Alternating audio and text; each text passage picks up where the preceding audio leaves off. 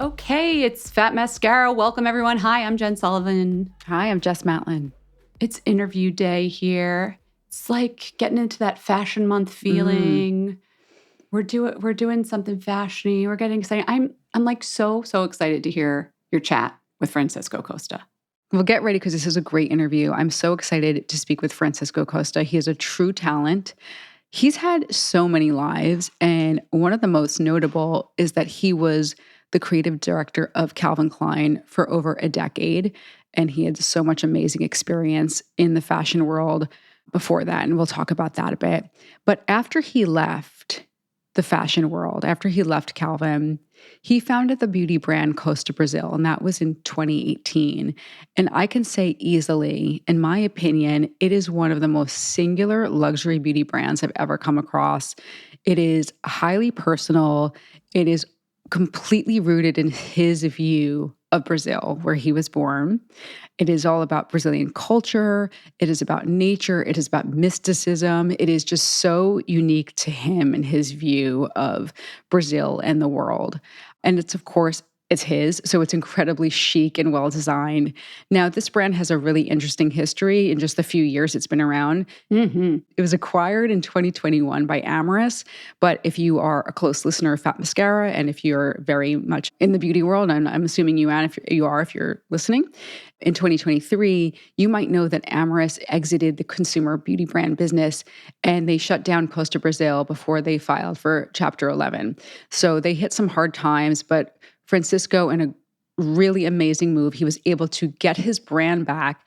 And we're going to talk about that, but we're also going to talk about his just incredible journey from moving here from Brazil without knowing any of the language to being one of the biggest designers in one of the biggest American houses to now really kind of riding the wave of owning your own beauty brand. So I find him incredibly inspiring, incredibly creative, and just having quite an eye. So come with me on this journey. This could have gone on far longer, but I had to cut it at some point. Maybe there'll be a part 2.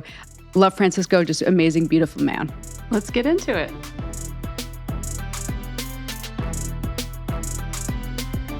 Francisco, thank you so much for coming on Fat Mascara. Jessica, what a pleasure. I am so happy to have you on. Like, we didn't have you on right when your line launched, which was how many years ago now? That's terrible, Jessica. How come? I don't put me on the spot. I'm getting like a little embarrassed. But we should have, because you have the most amazing story. You've had many lives, and your line is now like having this second life, right? Well, that's totally good, totally fine, right? That we didn't connect then, because I think this story now is even more robust. Yes, we're just back. I reacquired the brand last November. We're gonna get into that. We're gonna get into that. I want this story. This interview has many chapters. So listeners, buckle up. Okay, this is good. But what I find fascinating about your journey in beauty is that very few brands, actually I shouldn't say that very few, but it's rare for a brand to kind of come back. And like I said, we'll get into that more in this conversation. For a brand to come back for a second act. Some brands have second, third, fourth acts, legacy brands that kind of, Jen and I talk about this all the time, brands that get reinvented by whether it's the same people or a different family or a conglomerate, whatever. But a brand to come back for a second act, but not because of the founder or a family having an ego or being resuscitated by a big company 25 years. There's so many of those kind of stories. Your brand has come back for a second act because of the passion that you have, but also it's like the crowd wanted it. You have so much goodwill from people who love your brand, and I'm going to say it so you don't have to. I know you're kind of sitting there nicely smiling. I probably will say it again too, so don't worry. Okay, ready? You have so much, it's funny, so much goodwill from people in beauty, but certainly fashion. I said this at the top in your intro, but you really started as like a huge, well, it didn't start that way, but as a huge figure in the fashion industry. And the fashion community who doesn't always champion people. It's nothing but championing you and championing your next chapter.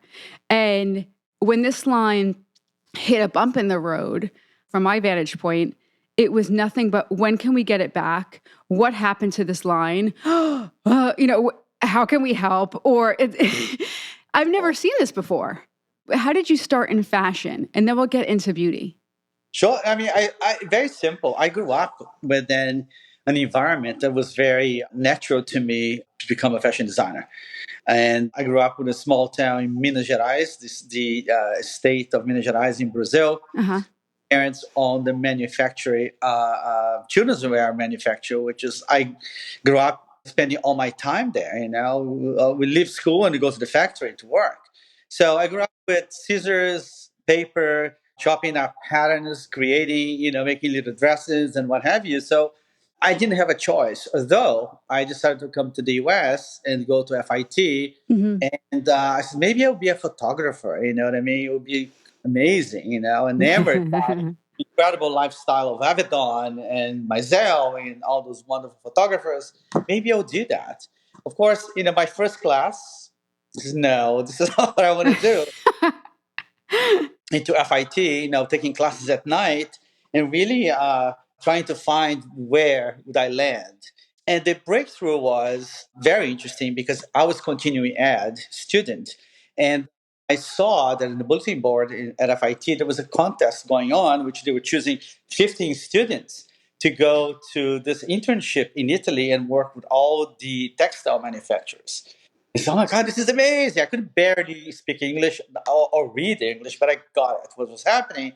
I created this huge portfolio based upon La Dolce Vita. I submitted to the committee, and they replied to me that they loved the work, but they couldn't find me really within the roster of daytime students. So I was not eligible to actually be part of it. 3 weeks later, I got a call from them, and I remember this woman, like it was yesterday, Georgiana Pignani was her name.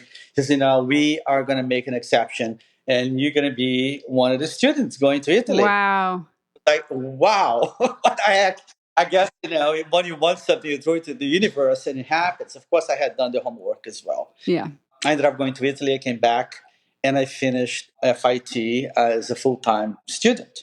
But it was a very short period. Usually the program is much longer, and I was able to come in right away and enroll into class. And a year later, I was quote unquote graduating. So that was really amazing. So that's how I started. That's how I got so intertwined with Seventh Avenue, which right after graduating, but not completing the course, I kind of dropped out a little bit.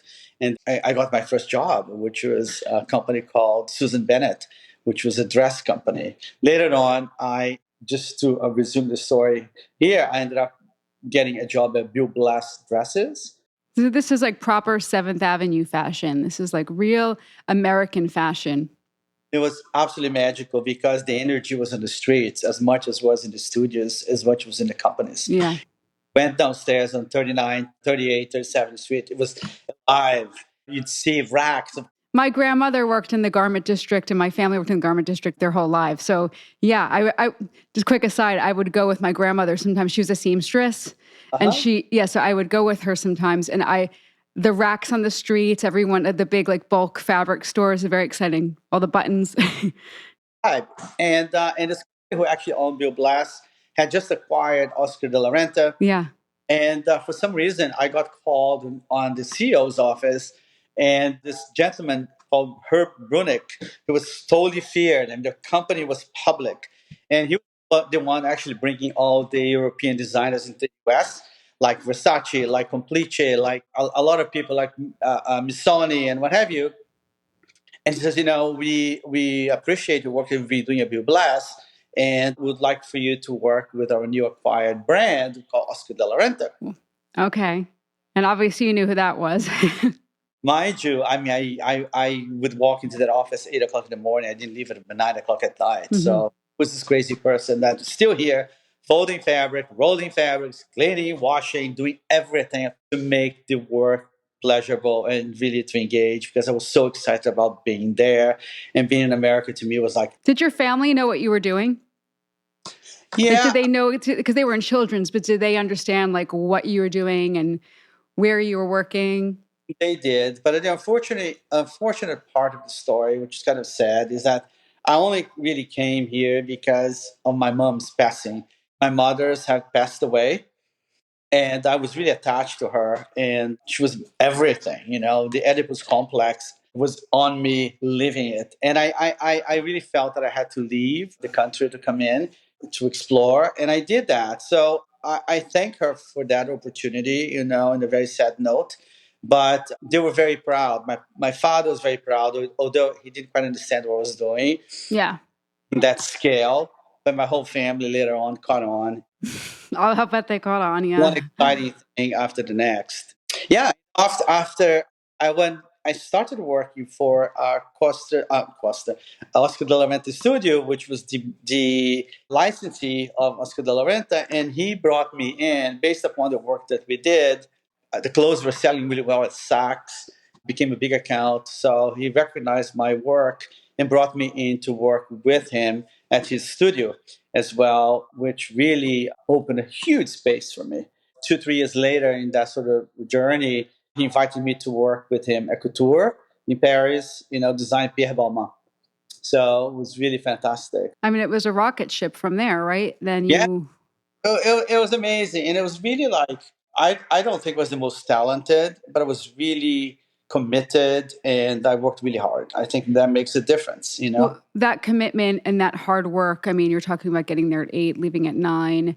I'm speaking for you, but I think there's definitely a lot of humility in what you came with. You say you didn't know a lot of English. You're entering contests. You're not a nepo baby, to use a kind of silly term that exists now. But you're working hard, and you're just doing the work. Thank you. I mean, I guess growing up in a very small town and seeing my parents work so hard and build up business, what have you, it just came in very naturally. So I don't take anything for granted. I think that's that's the journey that I chose.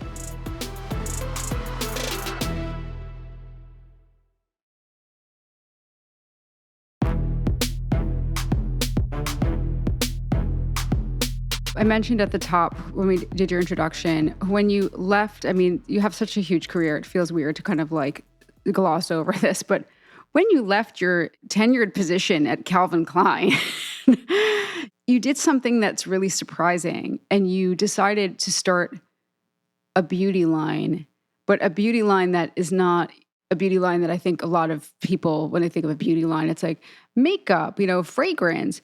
You started something that was deeply personal about Brazil. While there are a lot of other Brazilian lines out there, they don't look anything like yours. What does Brazil mean to you? What is your Brazil? I mean, Brazil is love in many ways, but it has a quality that I find it to be very unique. There is happiness in Brazil, and it doesn't vary. It's very consistent. All levels of the population. The spirit of Brazil. It's a spirit of welcoming. It's a welcoming spirit. It's a happy spirit, and the DNA is so strong. And I think that really what interested me of creating something that really spoke to me genuinely directly into a brand that I could be a lot more, how can I say, more honest to what I love. I always did great jobs, working in the fashion industry for other people. This was the moment that I had to really get back to myself and just be a lot more genuine. This is what I want to do. But interesting though is that I started creating just before a year before I left Calvin, which was again 13 years, correcting on the 10 years, 13, which is a way past a normal time life of a designer's house. As you can see, the musical chairs in the fashion industry is insane. And I lasted for quite a long time, bringing the business from 700 million, which the company was acquired for almost 7 billion by the time I left. I did not capitalize on that, mind you. But I really felt the call. I felt that I have to be a lot more engaged with who I was. What could I bring here to the equation that make me feel good and also represented myself that well. At Calvin, like you've wanted to put more of yourself into the clothes at Calvin. Exactly, but not so much into the clothes. I mean, as I was feeling that change was inevitable because I have to move on for my own sort of satisfaction, but also the company needed to evolve, I kept thinking, what I'm going to do here. So I created a brand called Francisco Costa, and it was a beautiful brand book, which evolved in many reiterations to Costa Brazil. And why Costa Brazil? Because then I could actually voice it out, the magic which Brazil brings. Then you ask me, what's Brazil for you? Brazil is a magic, it's a happiness, right? It really embodies all the wonderful sensuality, which really is the people, of course, but also Brazil itself. It's so diverse. It's so great. It's the litter of Brazil, which is extraordinary, but also the mountains, the deserty areas. I mean, it's the landscape is beyond. So I kept thinking maybe Francisco Costa, it's not so modern. It doesn't have longevity in a sense. And why can't I evolve that? And Costa became natural because it spoke of me, but also indirectly spoke of the coast of. What does that represent? It represents everything. So the coast of Brazil became the narrative and the direction in which I could really tap into any type of lifestyle to be. And why beauty? As I created this ginormous brand book, beauty was part of it because I had furniture, I had clothes, I had shoes, I had accessories, I had everything. I had hospitality. The beauty part of it became so much stronger than anything else. Mind you, I don't even know how or why. It just did. So you didn't set out to it wasn't like, I have a beauty brand, and as soon as my last day at Calvin, I'm hitting Sephora. It wasn't like that. It was the exercise yeah. that really led me to beauty. And it was so interesting because if I have to tell you what comes next, there's so many areas within Brazil that would be explored. In a sense, it would be developed into this brand, creating differences, creating different needs. So it's magical. But it's interesting because I obviously I love books, I love architecture, I love maybe anything that's related to beauty, right? Beauty is what inspires. And I was so enamored by the works of Piero Manzoni, which is an Italian artist. We started one of the great movements in art we called Arte Povera, which is really the association with the everyday, the banal things, the common things, explored and developed in the most sophisticated way. So, I mean, painters use paint, he used text, he used collages, he used everyday objects and what have you. And then he developed a collection of objects, which were basically like tuna cans, beautiful cans. And the labels on the works was merde d'artiste, our artist shit, basically. So, I mean, there was a humor to the work. So funny. This is so great. It's so unique. I have to explore this. That's how my bottles came about. You know what I mean? By looking at works, and trying to bring the common, you know, bottle, which is a stock bottle, but uniquely treated with a cap that's functional. Usually, also, I think because later on, as I started looking into ingredients and source ingredients, because if oils are the most amazing ingredients I have found here, I needed to be really protected because I wanted to use glass, obviously because it's more sustainable. But then I created a shoe to go into the bottle so it doesn't slip. It sits on your. Oh, as a little, it has like for anyone who hasn't seen the bottles, they have like a little rubber casing on the bottom. Yes. So what I want to ask you is, like, as a designer, you approach beauty and a designer of clothing, but also you're very much interested in, as you alluded to, like art, architecture. You look at things through a very visual way versus the way that if you're somebody who's only been in beauty, you may, not that there's not room for growth, but like a packaging designer who's only worked in like, color cosmetics does. What have been the learnings coming into a space like beauty? What has been different for you? Like, what has been challenging? The differences are, I would say, there are protocols. And I love to use that word because it's the way that you can slow down a process and go into the analysis of the product itself how beneficial that is and how to create that. It takes much longer, right? We do a collection, we could do a collection, but to create a real product that is beautiful inside and out, it has longevity, and it's also functional. Hmm. In other words, actually have results. It's a Right. product. Right. Like a shirt might just be like a shirt, like, but it's about the beauty and the form, but a product actually has like testing and all of that. Exactly. It take a year, 12 months to develop a product. To me, that was such a lesson because I was so used to turn product really quickly, right? The way I dressed women, I felt, okay, there's an opportunity now to dress the body more intimately, but to dress the body here really has to function. And that's why I felt that the process of growth in the beginning of an understanding, it could take a little longer. For instance, the first thing, I came back from my first trip into the Amazon, I already had the brand designed. I had no idea what the ingredients were. So my approach was slightly like fashion here, which is very unique, I think, because in fashion, I would create textile first, and I would choose the yarns. I would choose how twisted those yarns were, the color, the new ones. All of a sudden, I'm in Amazon look for ingredients by trying to find the source, trying to find the foundation of something that could be really worthwhile.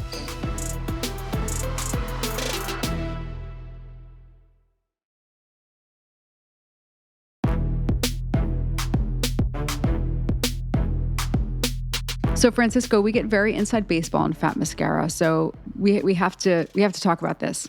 Your brand went through a major shift over the last 12 months. Tell us, basically spell it in crayon. What happened? Okay, so I'll say more than 8 months, right? Because it was a major change when COVID hit and the pandemic hit, Mm-hmm. and I was basically obliged to find a partner to run the brand with me. Okay. And I thought I had found the most amazing partner. It was a incredible biotech company. I was so excited about science coming to play with nature. I think this Yeah. is really the perfect partnership which I engaged with. Up selling the company. I sold 100% of the company.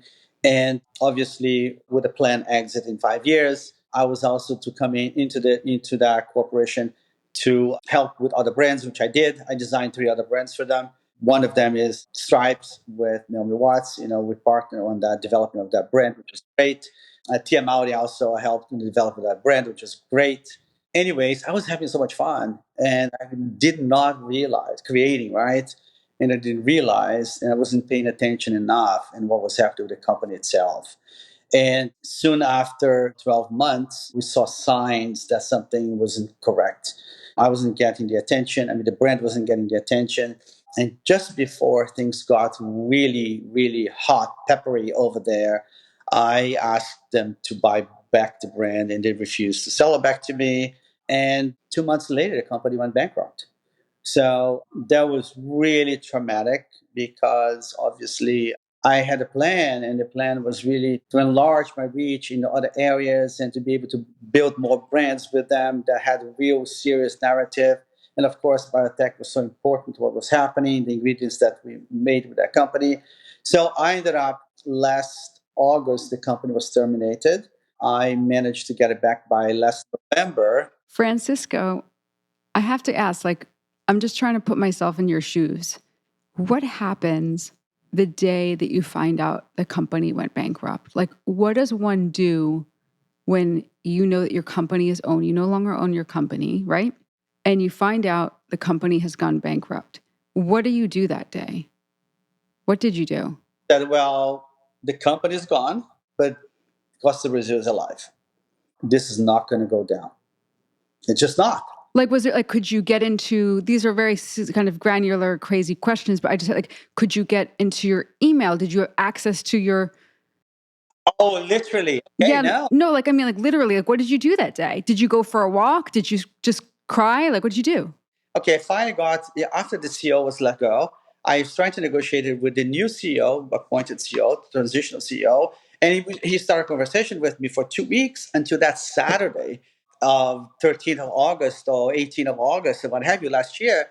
And that Saturday morning, I was to talk to him to finalize me buying the company back. Okay. And I was sitting, at this exact table with my partner and two friends. I get a call, and he says, "I'd just like to tell you that there's no reason for us to negotiate any longer because we decided to shut down the brand on Monday." So I'm like in awe, right? Meantime, I have a whole team that nobody knew that this was going to happen. So I didn't panic. I said, this is not going to happen. The brand has to survive. I have to make it happen. I did call everyone. We tried to save some files. Some emails had already been terminated from Yeah, access. that's the kind of stuff like I'm curious, like the actual like day of. Yeah. Yes, and then I got a call from the HR of that company on Saturday evening, like at 8 o'clock at night, noticing that the team was trying to reach out to some of the files that was not legal based upon what I had just found out. So could you stop not telling you not to access anything? So I did. I mean, I didn't know. Yeah, yeah, yeah. Just feels like a chaotic day. How I mean, I didn't know how to go about it. And I started making calls and calls and calls, interviewing lawyers and how do I intercept this? How can I make it happen? And I put the blinkers on and I went straight into my contract. I said, I have to save this. I realized there's so many wrongdoings in the contract from the company itself that related to me and what they owed me and what have you. I became very aggressive on my own right. I mean, very focused on solving that situation, which really lasted 7 months. And the emotion that I had that morning and making everyone feel good about themselves, apologizing to everybody. There was an official Monday release that would come in, and everybody was to be, mind you, I couldn't tell everybody. I told like three people, and I was being unlawful about that based on what they told me, but I said, I have to communicate this. And on Monday was the official announcement, which everybody was basically shocked. And then I had to deal with that on a personal level, make sure that everybody was okay. It was just terrifying. You don't know how to deal with it. I mean, had not had that experience. I didn't know that what that would lead me to. Next thing, the company was preparing to release the assets to be auctioned off, which actually that was a blessing. I was part of a bucket of assets that were terminated instead of like being auctioned off.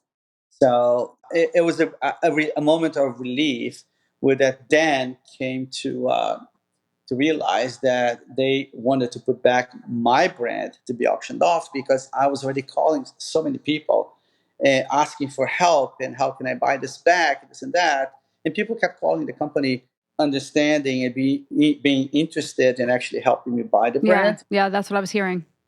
So many people calling, this brand was a real thing and what's going to happen here. So they tried to switch the brand back into the bucket of the brands that to be auctioned off, and that's when I had to really step up a much deeper and aggressive situation in negotiating with them and having, I mean, strong, knowledgeable people helping me going through the motion. So it was very traumatic, but again, we are here a new day, and I have a fantastic team still. We managed to launch the brand remarkably. If you think about it, I acquired the brand in November. In February 8th, I had the brand back. Then, I mean, insane. I was insane. The same way I was insane about buying it back, I was insane about launching it back. Nobody would stop me. Have you always been that like single-minded, determined, or do you feel like you became more that way in the past 12 months? I think I've learned so many.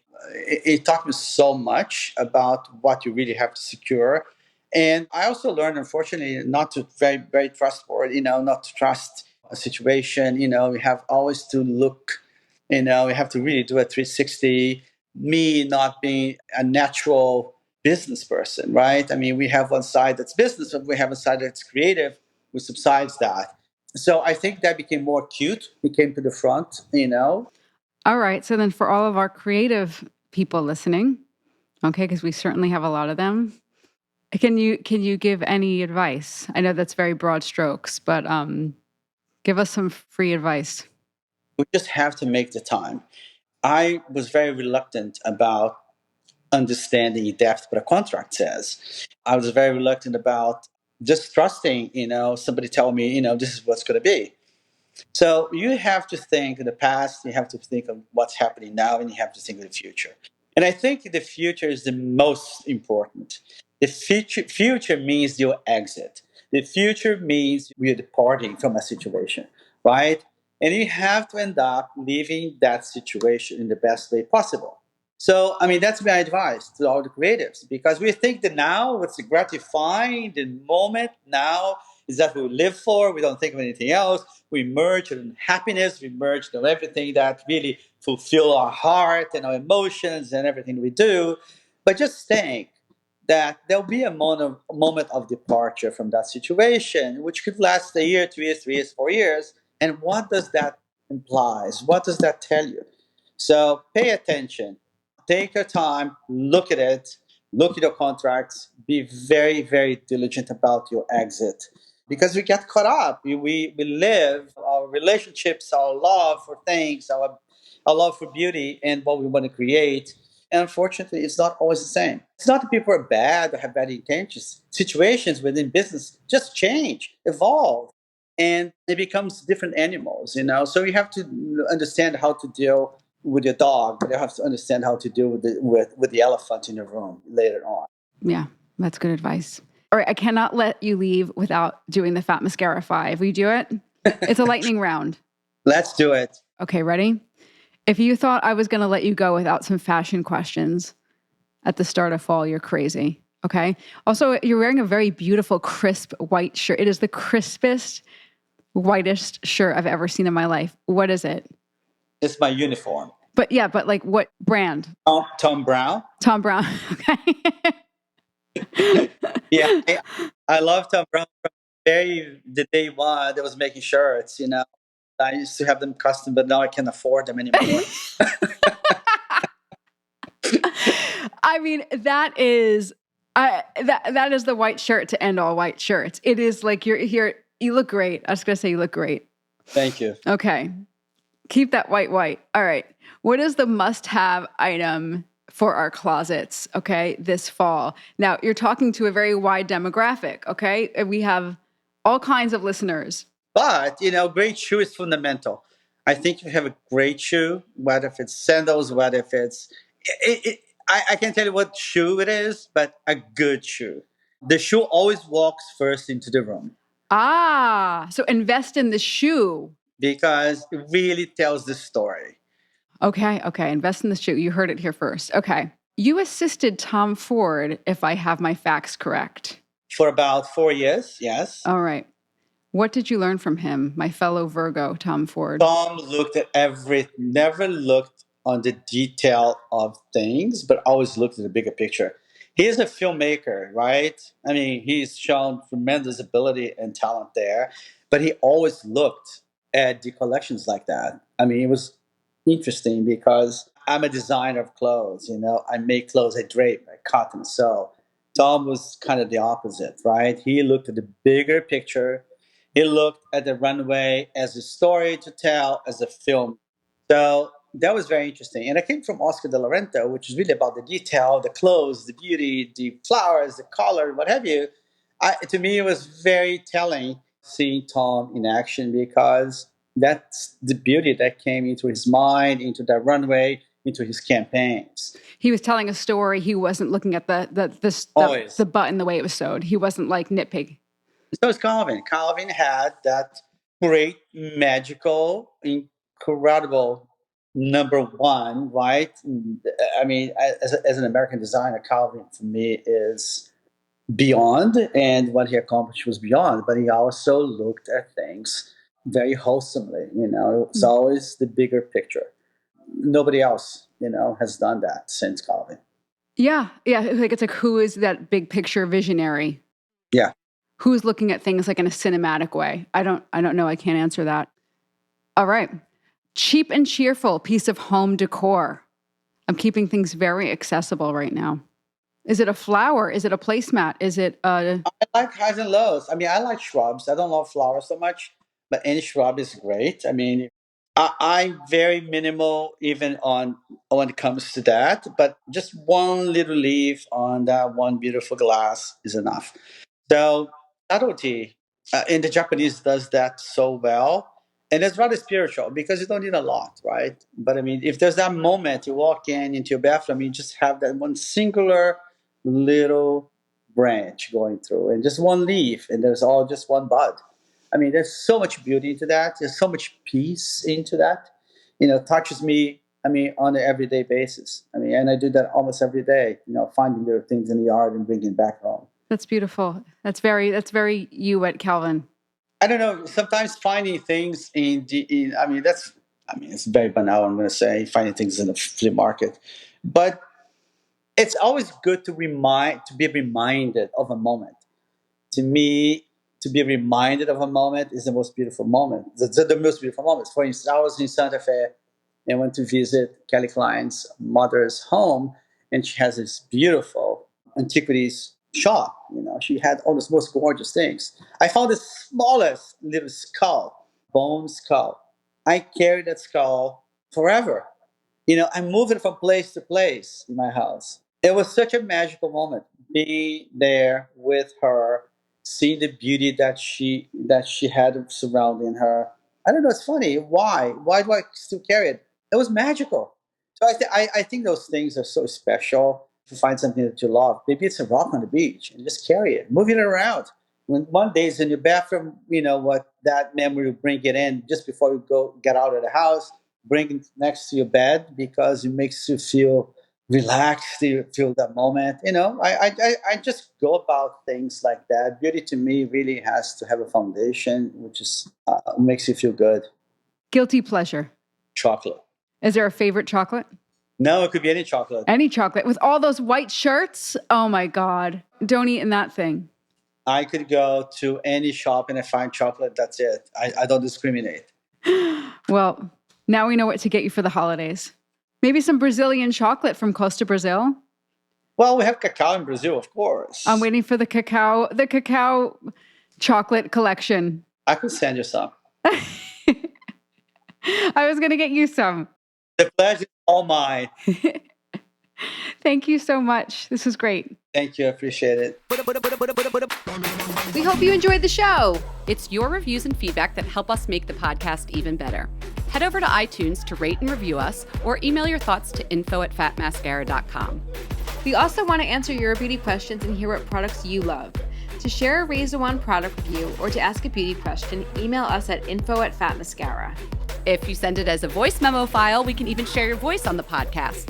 You can also do that by leaving us a voice message. Our phone number in the United States is 646-481-8182. Thanks so much for listening.